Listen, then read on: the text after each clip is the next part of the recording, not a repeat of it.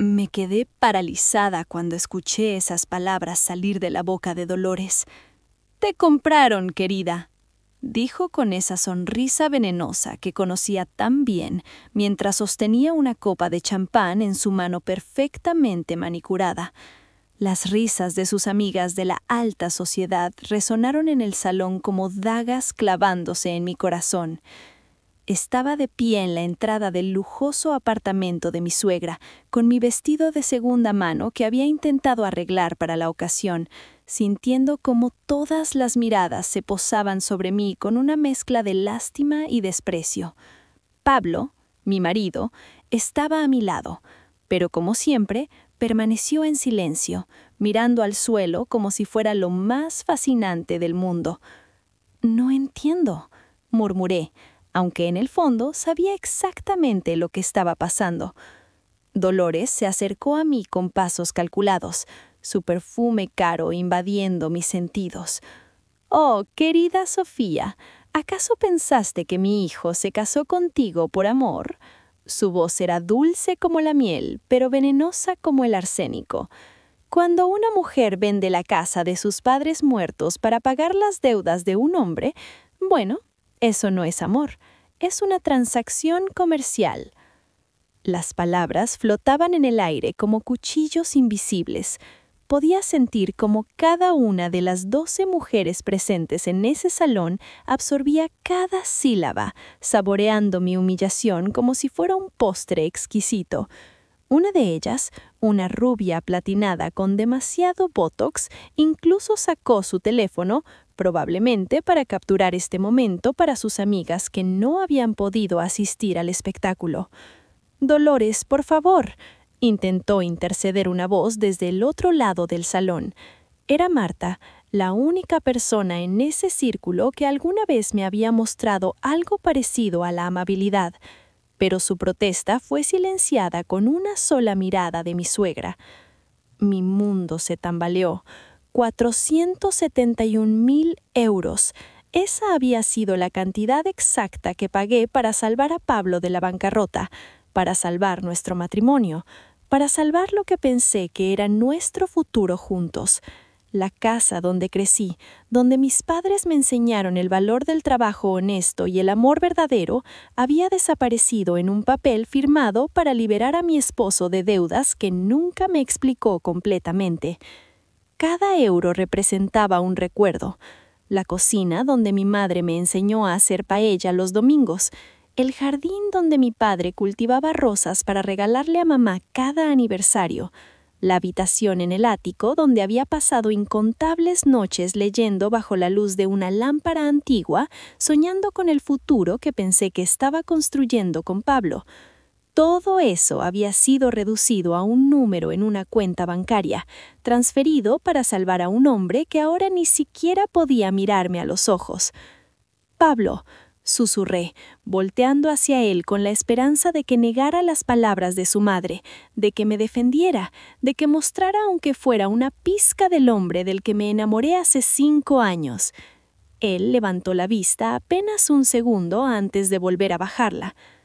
«Mamá, no es el momento», murmuró sin convicción. Su voz sonaba hueca, vacía de cualquier emoción real. Era el tono que usaba cuando quería evitar conflictos, cuando prefería esconderse detrás del silencio antes que enfrentar la verdad.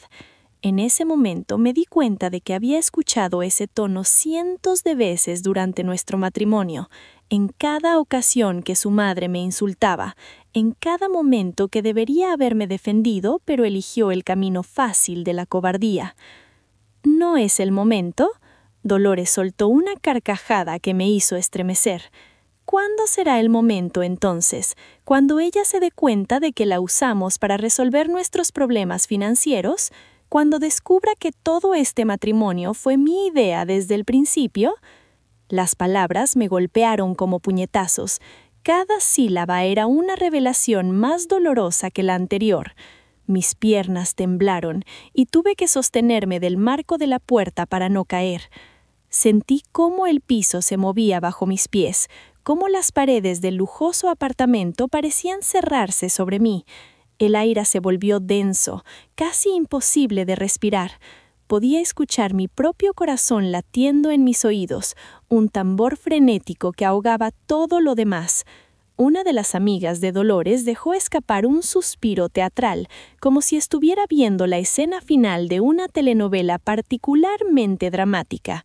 Verás, querida, continuó Dolores, disfrutando claramente de mi dolor, acercándose aún más hasta que pude ver cada detalle de su maquillaje perfectamente aplicado, cada arruga que el dinero había intentado borrar sin éxito.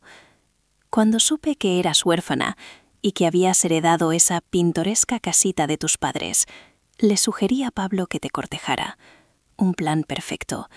Él conseguiría una esposa lo suficientemente ingenua para salvarlo de sus deudas, y yo me desharía de un problema financiero que podría haber arruinado nuestra reputación.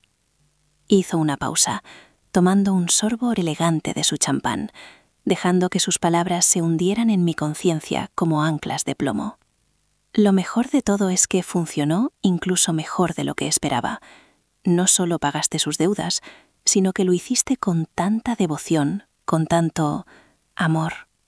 Pronunció la última palabra con tanto desdén que sonó como un insulto. Fue casi conmovedor, realmente. Recordé entonces cómo había conocido a Pablo.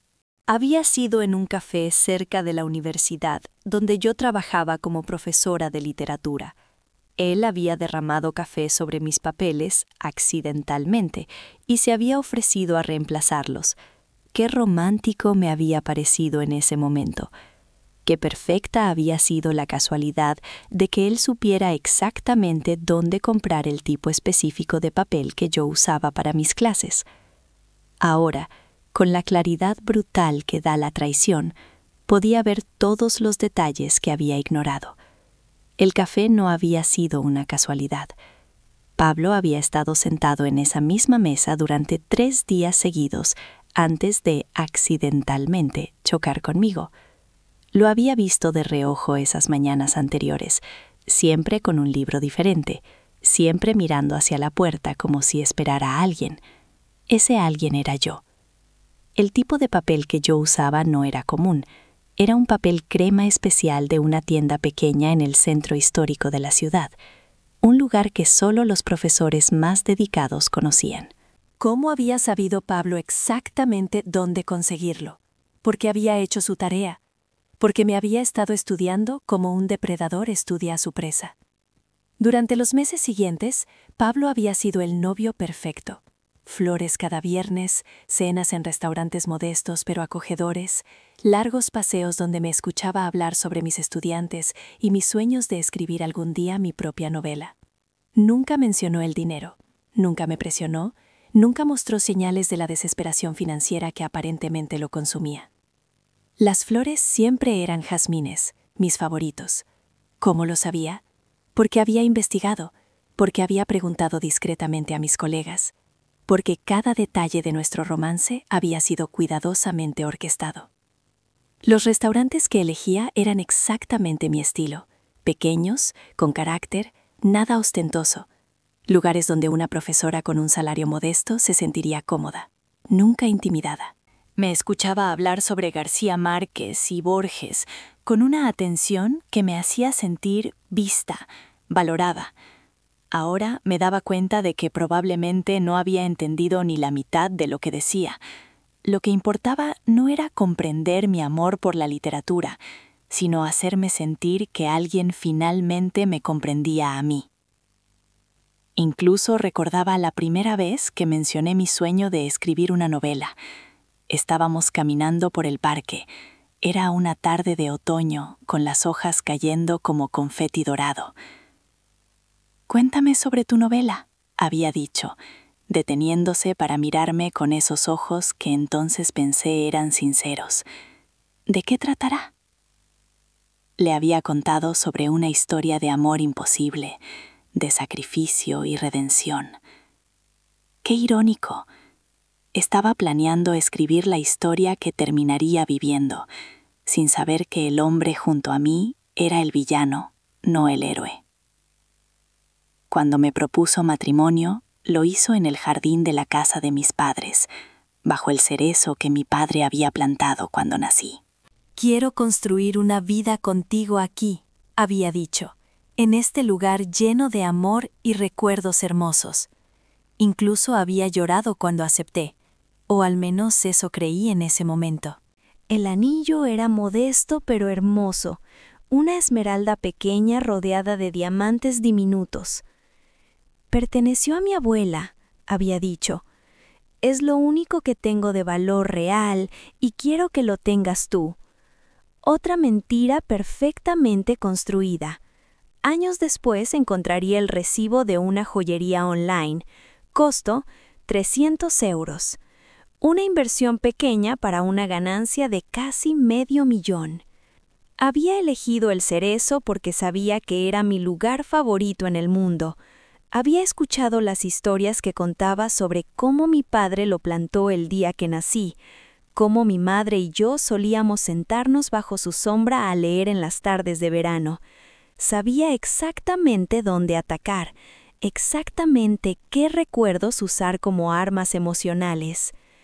Y las lágrimas, Dios, las lágrimas habían parecido tan reales. Su voz había temblado cuando dijo, ¿te casarías conmigo? Sus manos habían temblado cuando deslizó el anillo en mi dedo. Todo había sido una actuación digna de un Oscar, y yo había sido la audiencia más fácil del mundo. Los primeros meses de matrimonio fueron una extensión de ese noviazgo perfecto. Pablo era atento, cariñoso y parecía genuinamente feliz. Dolores, sin embargo, era otra historia. Desde el primer día me dejó claro que no era lo suficientemente buena para su hijo. Una maestra de escuela pública, solía decir. ¡Qué pintoresco! Pero yo pensaba que con tiempo y paciencia podría ganarme su respeto y tal vez incluso su cariño. Ahora entendía que Dolores me odiaba precisamente porque su plan había funcionado tan bien. Cada vez que me veía el recordatorio viviente de su éxito en manipular a una mujer inocente. Cada vez que pronunciaba mi nombre con ese desdén calculado, estaba saboreando su victoria. No era que yo no fuera lo suficientemente buena para su hijo. Era que yo era exactamente lo suficientemente buena para ser su víctima. Las cenas familiares habían sido tortura disfrazada de tradición. Dolores me corregía constantemente. Cómo sostenía el tenedor, cómo servía el vino, cómo hablaba demasiado alto o demasiado bajo, o sobre temas demasiado comunes. Pablo nunca intervenía. Solo me apretaba la mano por debajo de la mesa en un gesto que entonces interpreté como apoyo silencioso, pero que ahora reconocía como un intento de mantenerme callada y complaciente. Todo cambió una noche de abril. Pablo llegó a casa pálido y tembloroso, con una pila de papeles en la mano que parecían pesar más que plomo. Sofía, me dijo, sentándose pesadamente en el sofá de mis padres, tengo que contarte algo. La deuda era abrumadora, 471.000 euros que debía a varios acreedores por inversiones fallidas que había hecho años antes de conocerme. Había estado pagando intereses mínimos durante años, pero ahora querían el dinero completo o tomarían acciones legales que podrían incluir tiempo en prisión. Los papeles estaban llenos de términos legales que apenas entendía. Embargos, juicios pendientes, órdenes de pago. Había nombres de bancos que reconocía y otros que sonaban extranjeros y ominosos. Las cifras eran astronómicas, incomprensibles para alguien como yo que vivía de cheque en cheque, que consideraba un lujo ir al cine una vez al mes. ¿Por qué no me dijiste nada antes?, le pregunté, tratando de procesar la magnitud del problema. Pensé que podría resolverlo solo, respondió, y por primera vez vi lágrimas reales en sus ojos. No quería arruinar lo que tenemos. Sus manos temblaban mientras sostenía los documentos. Su voz se quebraba con cada palabra. Parecía un hombre al borde del colapso. un hombre que había cargado con un peso insoportable durante demasiado tiempo. Parecía vulnerable, humano, real. Todo era actuación. Pero qué actuación magistral. Me explicó cómo había invertido en acciones que prometían duplicar su valor, en negocios que parecían oportunidades únicas, en esquemas que sonaban demasiado buenos para ser verdad, porque, por supuesto, lo eran. Fui un idiota, admitió, un idiota codicioso que pensó que podía hacerse rico rápidamente.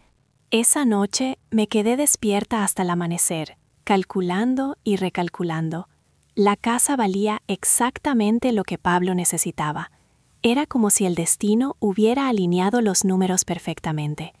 Al día siguiente, sin decirle nada a Pablo, fui al banco y comencé el proceso de venta. Pasé horas con una calculadora, una libreta y todos los documentos de la casa que había heredado. El valor de mercado, según 3 tasadores diferentes, oscilaba entre 465.000 y 478.000 euros. Pablo necesitaba 471.000. Era una coincidencia que en ese momento me pareció providencial, como una señal del universo de que estaba tomando la decisión correcta. No dormí nada esa noche. Me quedé sentada en la cocina de la casa que pronto ya no sería mía, recordando cada momento feliz que había vivido allí. Mi primera bicicleta que papá me enseñó a montar en el patio, las tardes de lluvia acurrucada con mamá leyendo cuentos, las cenas familiares donde reíamos hasta que nos dolía el estómago. Cada recuerdo era un cuchillo en el corazón, pero estaba dispuesta a sangrar si eso significaba salvar al hombre que amaba. ¿Estás segura?, me preguntó el agente inmobiliario cuando le expliqué la urgencia. Esta propiedad ha estado en tu familia por generaciones. El amor requiere sacrificios, respondí, repitiendo las palabras que había estado diciéndome a mí misma durante toda la noche.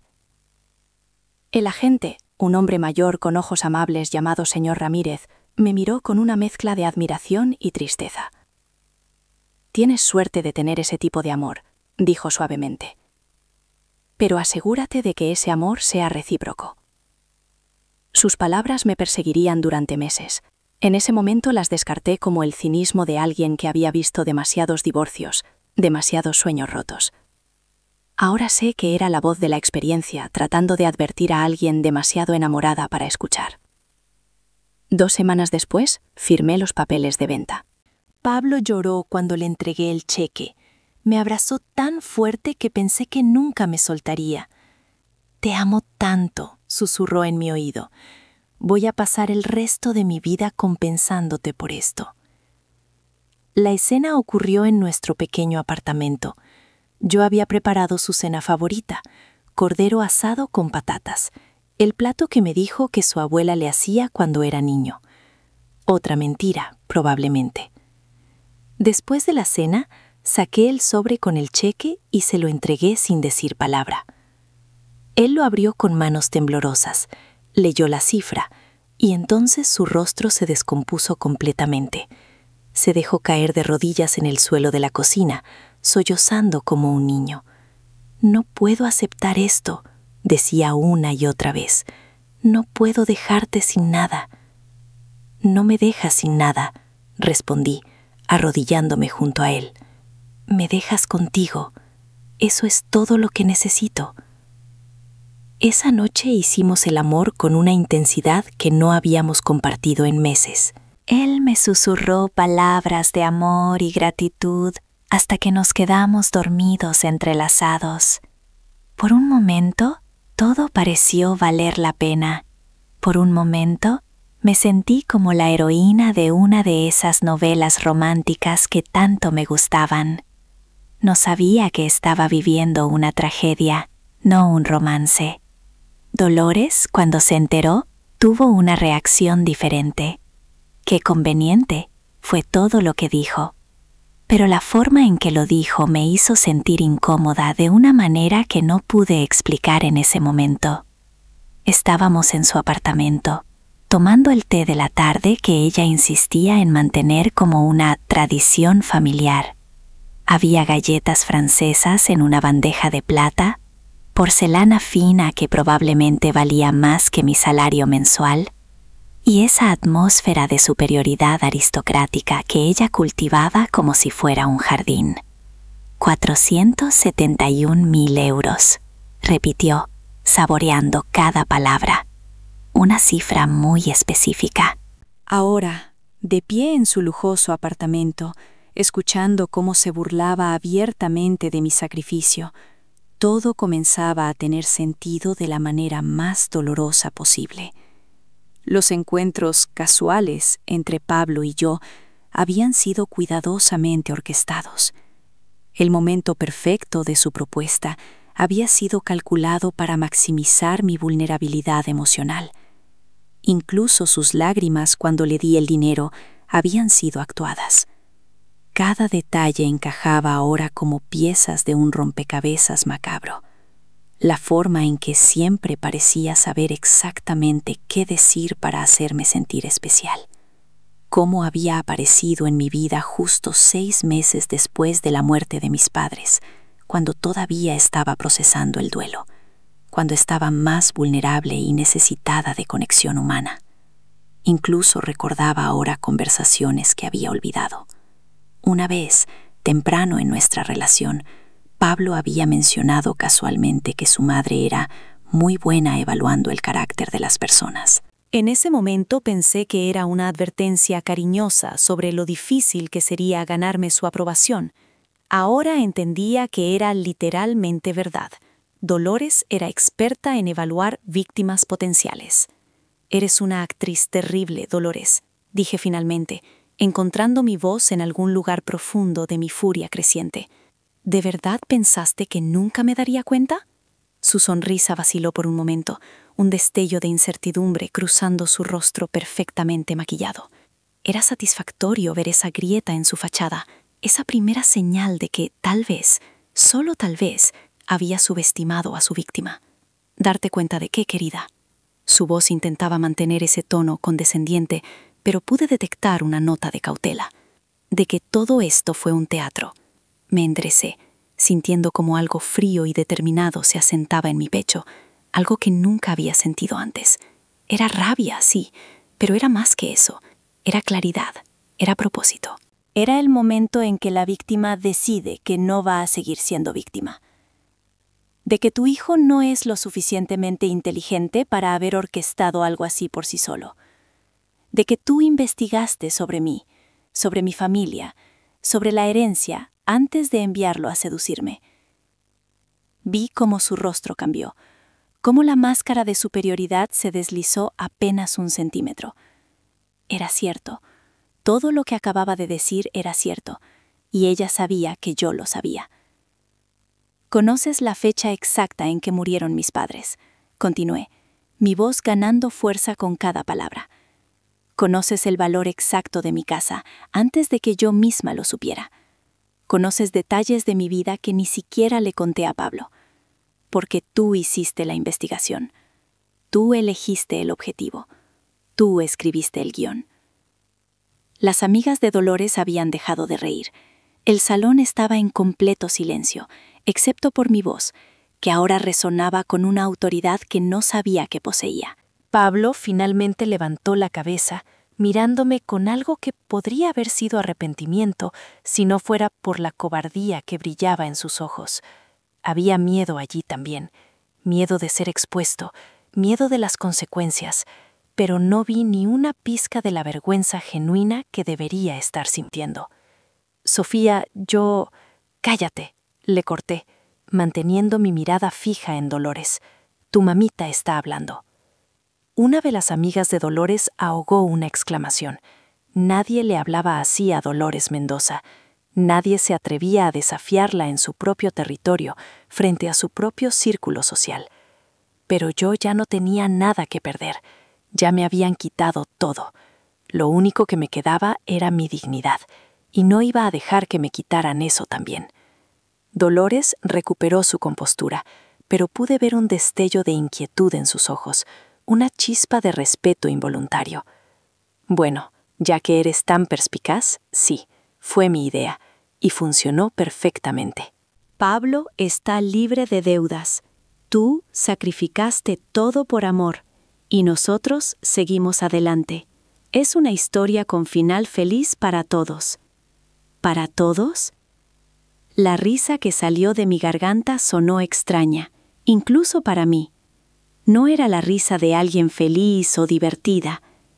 Era la risa de alguien que había tocado fondo y había descubierto que había roca sólida allí, algo en lo que podía pararse y empujar hacia arriba. ¿Qué parte de esto es un final feliz para mí, Dolores? «¿Tienes un marido que te ama?», respondió, aunque su tono sugería que ni ella misma se creía esa mentira. ¿Un marido que me ama? Repetí las palabras como si fueran en un idioma extranjero. ¿Un marido que fue enviado a seducirme como parte de un plan de fraude? ¿Un marido que me mintió desde el primer día? ¿Un marido que está tan completamente bajo tu control que ni siquiera puede mirarme a los ojos en este momento? Miré a Pablo, que parecía querer desaparecer en el suelo de mármol de su madre. Su rostro había perdido todo color. Sus manos temblaban ligeramente. Parecía un niño atrapado en una mentira, no un hombre de 32 años. ¿Me amas, Pablo? ¿O solo amas lo que sacrifiqué por ti? El silencio que siguió fue ensordecedor. Podía escuchar el tic-tac de un reloj antiguo en algún lugar del apartamento, el sonido de alguien tragando saliva nerviosamente, mi propio corazón latiendo como un tambor de guerra en mi pecho. Pablo abrió la boca, la cerró, la volvió a abrir. Sofía, es complicado. No, interrumpí. No es complicado en absoluto. O me amas o no me amas. Es la pregunta más simple del mundo. Te amo, susurró finalmente, pero sus ojos miraban a su madre mientras lo decía, buscando aprobación incluso en ese momento. Incluso cuando su matrimonio se desmoronaba frente a él, seguía siendo el niño obediente de mamá. En ese momento, supe que mi matrimonio había terminado, pero también supe algo más importante. No iba a permitir que estas personas se salieran con la suya. No solo por mí, sino por cualquier otra mujer que pudieran estar planeando victimizar después de mí. Tienes razón en algo, Dolores, dije, dirigiéndome hacia la puerta con una calma que no sabía que poseía. Esto es una historia, pero no ha terminado todavía. De hecho, creo que apenas está comenzando el segundo acto. ¿Me estás amenazando?, preguntó Dolores, su voz tomando un tono peligroso. Me detuve en la puerta y la miré por encima del hombro. No, Dolores. Las amenazas son lo que hace la gente cuando no tiene poder real. Yo solo estoy haciendo una promesa. Pero en ese momento, ese pequeño espacio se sentía como mi fortaleza, mi cuartel general para la batalla que estaba por venir. Comencé con lo básico: registros públicos, documentos corporativos, historiales financieros. Dolores se presentaba como una viuda adinerada que había heredado la fortuna de su difunto esposo. Pero algo no cuadraba. Los números no coincidían, las fechas estaban mal alineadas y había demasiadas transacciones sospechosas en cuentas que aparecían y desaparecían como fantasmas. La primera anomalía que encontré fue simple pero reveladora. Dolores Mendoza había estado casada con Miguel Mendoza, un empresario exitoso que había muerto de un ataque al corazón a los 52 años. Pero cuando busqué el certificado de matrimonio, encontré que se habían casado apenas 3 meses antes de su muerte. 3 meses. Y en ese corto tiempo, ella había sido nombrada beneficiaria única de una póliza de seguro de vida de 2 millones de euros. Una coincidencia, tal vez. Pero luego encontré algo más. Antes de ser Dolores Mendoza, había sido Dolores Ruiz, y antes de eso, Dolores García. En total, había usado al menos 5 identidades diferentes en los últimos 20 años. Cada identidad tenía su propio historial de matrimonios breves, seguidos de muertes convenientes. Pablo había salido, probablemente a esconderse en algún bar, hasta que pensara que yo había procesado la información y estaba lista para seguir adelante como si nada hubiera pasado. Pobre Pablo. Siempre había sido terrible juzgando a las personas. Me había enviado un mensaje de texto patético. Lo siento mucho. ¿Podemos hablar cuando llegue a casa? Como si una disculpa fuera suficiente. Como si pudiera arreglar años de mentiras y manipulación con unas pocas palabras de arrepentimiento. Ignoré el mensaje y continué investigando. Cuanto más profundizaba, más claro se volvía que esto era mucho más grande de lo que había imaginado. Mientras más profundizaba en la investigación, más clara se volvía la imagen. Dolores no era solo una mujer rica y manipuladora, era una estafadora profesional. Su difunto esposo había muerto en circunstancias sospechosas y había al menos 3 casos de seguros de vida que había cobrado bajo nombres diferentes en los últimos 15 años.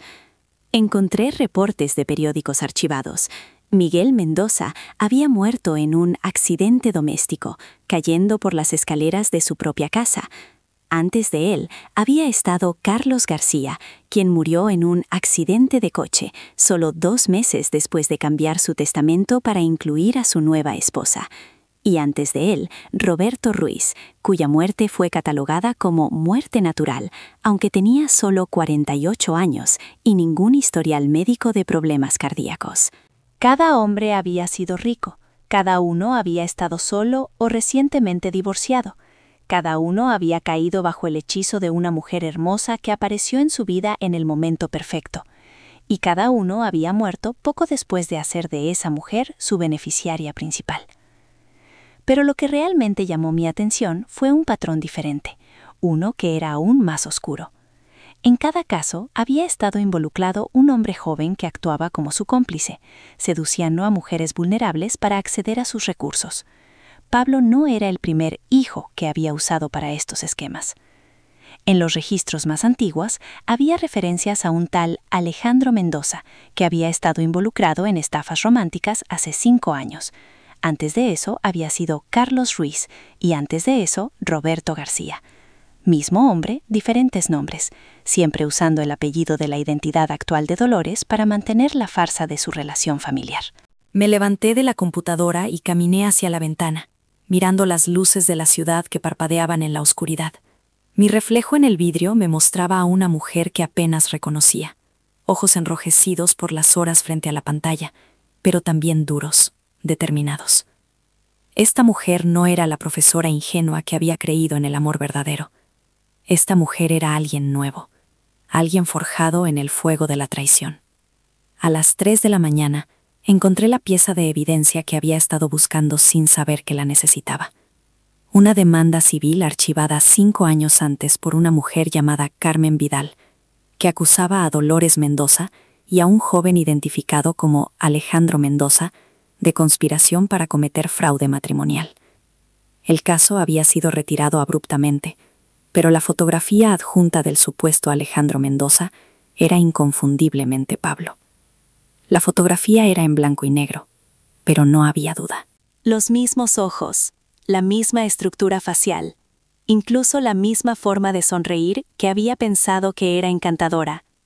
En la foto tenía el cabello más corto y vestía diferente, pero era él, era definitivamente él. Carmen Vidal había perdido su casa, sus ahorros y su negocio familiar en un esquema idéntico al que habían usado conmigo. Pero a diferencia de mí, no había tenido los recursos o el conocimiento para luchar contra ellos.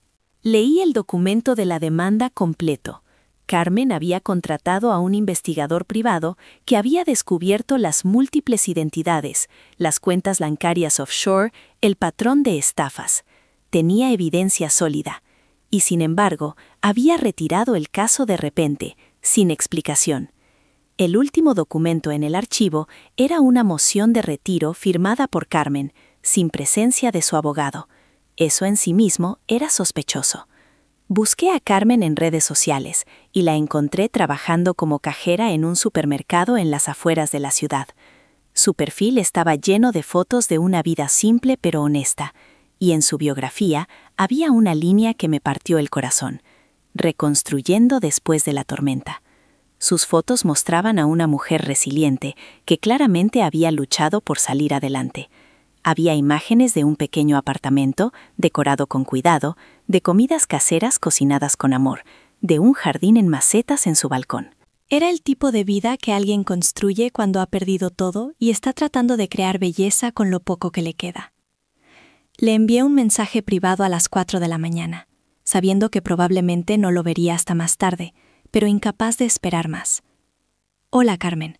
Sé que esto sonará extraño viniendo de una desconocida, pero creo que tú y yo tenemos algo muy importante en común. ¿Podrías hablar conmigo sobre Dolores Mendoza y Alejandro, el hombre que creo que ahora se hace llamar Pablo? Adjunté una foto de Pablo para que no hubiera confusión. Presioné enviar y luego me quedé mirando la pantalla, preguntándome si estaba cometiendo un error. ¿Y si Carmen aún tenía miedo? ¿Y si Dolores la había amenazado tan efectivamente que nunca hablaría? Su respuesta llegó 2 horas después, cuando el sol apenas comenzaba a asomar en el horizonte. Pensé que nunca encontraría a otra víctima. He estado esperando 5 años por esto. ¿Cuándo podemos vernos? Tengo mucho que contarte. Era una mujer de unos 40 años, con ojos cansados pero determinados, y manos que habían conocido el trabajo duro. La reconocí inmediatamente de sus fotos, pero en persona podía ver cosas que las imágenes no capturaban. Las líneas finas alrededor de sus ojos que hablaban de noches sin dormir. La forma en que sus manos se movían nerviosamente, constantemente alertas. La manera en que revisó todo el café antes de sentarse, asegurándose de que nadie conocido estuviera allí. Nos sentamos en una mesa en la esquina, lejos de las ventanas, donde Carmen insistió que nos ubicáramos. «Nunca sé si me están vigilando todavía», explicó en voz baja. «Cuando vi tu mensaje pensé que estaba soñando», me dijo, después de que nos hubiéramos presentado y pedido café. «Durante 5 años he estado esperando que apareciera otra víctima. Sabía que la habría. Gente como Dolores y Pablo nunca se detienen. Es una adicción para ellos. El dinero, el poder, la emoción de engañar a alguien». Mi panadería era mi vida, explicó Carmen, sus ojos volviéndose distantes con el recuerdo. 3 generaciones de mi familia la habían mantenido funcionando. Nos conocía todo el barrio. Hacíamos el pan para bodas, bautizos, primeras comuniones. Cada hogaza que vendía llevaba la historia de mi familia. Se detuvo para tomar un sorbo de café, sus manos temblando ligeramente al sostener la taza. Dolores era su tía, continuó con una sonrisa amarga. Una mujer mayor que lo había criado después de que sus padres murieran. Qué romántica historia, ¿verdad? Especialmente cuando él insistía en que no quería depender de su familia y que quería construir algo propio conmigo. Decía que su tía era difícil, que quería controlarlo, que lo único que deseaba era construir una vida independiente con una mujer que lo amara por quien era, no por el dinero de su familia. Pero necesitaba capital inicial. Continué por ella, reconociendo el patrón. Exactamente. Para una oportunidad de inversión única que no podía esperar. Carmen tomó un sorbo de su café, sus manos temblando ligeramente. Un local en una ubicación perfecta que iba a ser vendido en días. Si no actuábamos rápido, alguien más lo compraría. Vendí todo. Le di cada centavo que tenía. La panadería, mi casa, hasta los ahorros que mis padres me habían dejado. Todo. 2 semanas después, él y su tía desaparecieron. El local perfecto nunca existió. El contacto que supuestamente iba a venderlo nunca existió. Incluso el contrato que me mostró era falso. Todo era humo y espejos. La devastación en su voz era palpable, incluso 5 años después. Podía ver cómo ese trauma aún vivía en ella, cómo había moldeado cada aspecto de su vida posterior. ¿Reportaste esto a la policía? Por supuesto. Pero ellos eran inteligentes. Técnicamente yo le había dado el dinero voluntariamente. Teníamos documentos firmados que decían que era un préstamo familiar, un regalo, una inversión conjunta. No había evidencia de fraude que pudiera probar, solo mi palabra contra la suya. Y cuando contraté un abogado para la demanda civil, retiraste el caso. Carmen asintió, su rostro poniéndose pálido al recordar. Recibí una llamada, una voz que nunca había escuchado, probablemente pasada por algún tipo de distorsionador. Me dijo que si continuaba con la demanda, tendría un accidente similar al que había tenido mi esposo. Me describieron exactamente dónde vivía, dónde trabajaba, la ruta que tomaba para ir al trabajo. Sabían que mi hermana tenía 2 hijos pequeños y dónde iban a la escuela. No solo me amenazaron a mí. Un escalofrío me recorrió la espalda. Esto era mucho peor de lo que había imaginado. ¿Tu esposo tuvo un accidente? Murió en un accidente automovilístico 6 meses antes de conocer a Alejandro, Pablo. La policía dijo que fue culpa de él, que había estado bebiendo. Pero mi esposo nunca bebía, Sofía, ni una gota. Era abstemio por razones de salud. Tenía un historial médico completo que lo probaba, pero eso pareció no importarle a la investigación. Sacó su teléfono y me mostró fotos del accidente. Mira esto. Los frenos fallaron. Su coche se salió del camino en una curva que había conducido 1000 veces. El informe policial dice que había alcohol en su sistema, pero yo sé que eso es imposible. Alguien manipuló su coche, Sofía. Alguien manipuló su coche y luego manipuló la autopsia.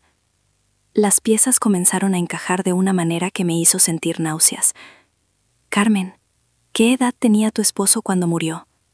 42. ¿Por qué? ¿Tenía seguro de vida? Sí, una póliza considerable que, oh Dios mío. Su rostro se puso pálida mientras conectaba los puntos en tiempo real. Nunca conecté esos puntos. La beneficiaria era yo, pero cuando lo conocí a Pablo, estaba tan deprimida, tan perdida. No podía pensar con claridad. Todo lo que quería era que alguien me dijera que todo iba a estar bien. Carmen se cubrió la boca con ambas manos, lágrimas comenzando a correr por sus mejillas. Él me ayudó a invertirlo. Dijo que era mejor que esté en una cuenta conjunta para nuestro futuro juntos. Me convenció de que necesitábamos consolidar nuestras finanzas para la oportunidad de inversión. Dios mío, Sofía, no solo me robaron, mataron a mi esposo para poder robarme. La tomé de las manos sobre la mesa, sintiendo cómo temblaba. Lo siento mucho, Carmen. Lo siento tantísimo. No, dijo, limpiándose las lágrimas con determinación. No te disculpes, tú no hiciste esto, ellos lo hicieron. Y ahora que te tengo a ti, ahora que sé que hay otra víctima dispuesta a luchar, podemos hacer algo al respecto. Ahora entendía la verdadera magnitud del esquema. No solo estafaban a mujeres vulnerables, las creaban. Dolores identificaba mujeres con recursos, organizaba accidentes para sus esposos y luego enviaba a Pablo a consolar a las viudas recientes. Carmen, hay algo que necesito preguntarte, dije cuidadosamente. Mis padres murieron en un accidente de coche hace 1 año y medio. ¿Crees que...? Ella me miró con ojos llenos de compasión y furia. ¿Cuánto valía tu herencia, Sofía? Aproximadamente $500,000. Entonces sí, definitivamente sí. Así es como operan. Identifican el objetivo, crean el vacío y luego lo llenan. Pablo no llegó a tu vida por casualidad 6 meses después de que tus padres murieron. Estuvo allí antes, durante y después. La sala parecía girar a mi alrededor. Había estado sospechando esto desde que vi los archivos del investigador privado, pero escucharlo en voz alta de alguien que había vivido el mismo horror lo hacía terriblemente real. Carmen, necesito que me ayudes, le dije, tomando sus manos entre las mías con firmeza. Pero lo que voy a pedirte es peligroso. Ya te amenazaron una vez. Podrían hacerlo de nuevo. Le pedí que investigara discretamente sobre las muertas de los esposos de las otras víctimas potenciales. Encontró un patrón en las autopsias. Todas fueron hechas por el mismo médico forense, un hombre llamado Dr. Héctor Sánchez. ¿Crees que está involucrado? Creo que está siendo pagado para falsificar resultados. Las muertes siempre se atribuyen a accidentes o causas naturales. Nunca hay investigaciones criminales. Es demasiado conveniente. Saqué en libreta y anoté el nombre. Eso es enorme, Carmen. Si podemos probar que está falsificando autopsias, podemos desmoronar todo su esquema. Pero será peligroso. Si Dolores descubre que estamos investigando, lo hará más peligroso. Terminé por ella. Pero si no hacemos nada, ella seguirá matando y robando. ¿Cuántas más tienen que sufrir? Carmen asintió con determinación. Entonces hagámoslo. Pero con cuidado, Sofía. Mucho cuidado. Durante las siguientes 2 semanas, Carmen y yo trabajamos juntas para construir un caso sólido contra Dolores y Pablo. Carmen tenía contactos en el mundo del seguro gracias a su esposo, y yo tenía acceso a registros académicos y gubernamentales a través de mi trabajo en la universidad. Nos reuníamos todos los días después de mi trabajo y del turno de Carmen en el supermercado, generalmente en lugares públicos diferentes cada vez, bibliotecas, cafeterías, parques, siempre asegurándonos de que nadie nos siguiera. Carmen me enseñó técnicas básicas de contrainteligencia que había aprendido de su investigador privado. Cómo detectar si alguien te seguía, cómo usar efectivo para evitar dejar rastros financieros, cómo comunicarnos usando teléfonos desechables. Descubrimos que había al menos 6 víctimas más durante los últimos 10 años, todas siguiendo el mismo patrón. Mujeres que habían perdido recientemente a sus esposos en circunstancias sospechosas, seguido por el romance con Pablo bajo diferentes identidades, seguido por transferencias de dinero sustanciales a cuentas controladas por Dolores. Las historias eran desgarradoras en su similitud. María Teresa, 53 años, cuyo esposo murió de un ataque al corazón durante una caminata matutina. 2 meses después, conoció a Carlos, que la ayudó a superar su dolor y la convenció de invertir el dinero del seguro en un negocio que nunca existió. Elena, 48 años, cuyo esposo se ahogó en un accidente de bote. 3 meses después apareció Roberto en su vida, un instructor de yoga que, casualmente, estaba pasando por el mismo proceso de duelo. Lucía, 39 años, cuyo esposo murió en un accidente laboral en una construcción. Miguel la conoció en un grupo de apoyo para viudas, donde resultó ser el único hombre, haciéndolo parecer sensible y empático. Cada historia seguía el mismo guión espeluznante: muerte sospechosa del esposo, aparición de Pablo, bajo varios nombres, romance acelerado, transferencia de dinero, desaparición. Y en cada caso, el mismo médico forense había certificado la muerte como accidental o natural. Pero necesitábamos más que evidencia circunstancial. Necesitábamos una confesión o evidencia directa de su participación en los accidentes. Fue entonces cuando recordé algo que Dolores había dicho en esa horrible noche en su apartamento, cuando supe que era su huérfana. Nunca le había dicho que era huérfana. En todas nuestras conversaciones siempre había hablado de mis padres en tiempo presente, manteniendo la ficción de que estaban simplemente viajando, porque no podía soportar explicar su muerte a alguien tan fría como ella. Era un detalle pequeño, pero significativo. Dolores sabía cosas sobre mí que solo podría saber si había estado investigando mucho antes de que Pablo accidentalmente me conociera. Si Dolores sabía que mis padres habían muerto, significaba que había investigado más profundamente de lo que había admitido. Y si había investigado tan profundamente, había registros de esa investigación. Algún investigador privado, alguna agencia de búsqueda de información, algún rastro digital o en papel que pudiera rastrear. Carmen temía un amigo que trabajaba en una empresa de seguridad privada, el tipo de lugar donde personas como Dolores contratarían investigadores. Le pedimos que revisara discretamente los registros de cualquier investigación sobre mujeres jóvenes en los últimos años, específicamente buscando mi nombre o el de mis padres. Esto va a tomar tiempo, nos advirtió el amigo de Carmen, un hombre llamado Javier con expresión seria y ojos que habían visto demasiado. Y si encuentro algo, podría ser peligroso para todos nosotros. Estos registros están protegidos por leyes de privacidad del cliente. Entendemos los riesgos, respondió Carmen firmemente. Pero esto es importante. Estas personas han matado a mucha gente, Javier, y van a seguir matando si no los detenemos. Lo que encontró nos dejó sin aliento. Javier nos llamó 3 días después, pidiéndonos que nos reuniéramos con él en un estacionamiento abandonado a las afueras de la ciudad. No quiero que haya registros de que visitaron mi oficina, explicó. Nos entregó una carpeta gruesa llena de documentos. No solo habían investigado sobre mí, habían investigado sobre mis padres durante meses antes de su muerte. Sus horarios de trabajo, sus rutas diarias, sus hábitos de manejo. Incluso había fotografías de mi padre llegando y saliendo del trabajo, tomadas desde diferentes ángulos para estudiar sus patrones de comportamiento. Había mapas detallados de las rutas que mi padre tomaba para ir al trabajo. Marcas rojas indicaban curvas peligrosas, secciones de carretera mal iluminadas, lugares donde un accidente parecería más natural. Una de esas marcas estaba justo en la curva donde mi padre había muerto. «Sofía», me dijo Carmen cuando vimos las fotografías, su voz temblando, «esto no es solo fraude, esto es asesinato premeditado. Esto es prueba de conspiración para cometer asesinato». Mis manos temblaban tanto que apenas podía sostener las fotografías. Allí estaba mi padre, inmortalizado sin saberlo, en docenas de imágenes tomadas por depredadores que estaban planeando su muerte. En una de las fotos estaba sonriendo, probablemente hablando con un colega. En otra, llevaba una caja de pasteles. Reconocí el logo de la panadería favorita de mamá.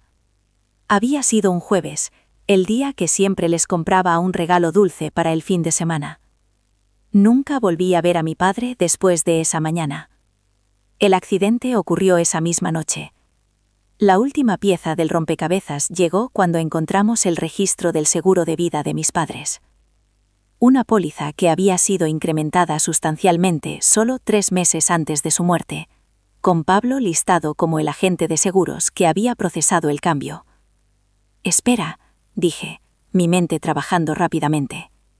¿Pablo trabajó como agente de seguros? Aparentemente sí, respondió Javier. O al menos tenía credenciales falsas que lo hacían parecer como uno. Aquí está su identificación laboral, su licencia, todo. Todo falsificado profesionalmente. La licencia mostraba a Pablo con el nombre Carlos Méndez, agente autorizado de una compañía de seguros legítima. Había usado esa identidad para contactar a mis padres, para convencerlos de aumentar su póliza.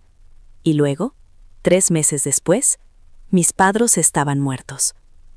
Pablo no había aparecido en mi vida por casualidad después de que mis padres murieran. Había estado planeando nuestra reunión desde antes de que mis padres murieran. Había estado presente en sus muertes.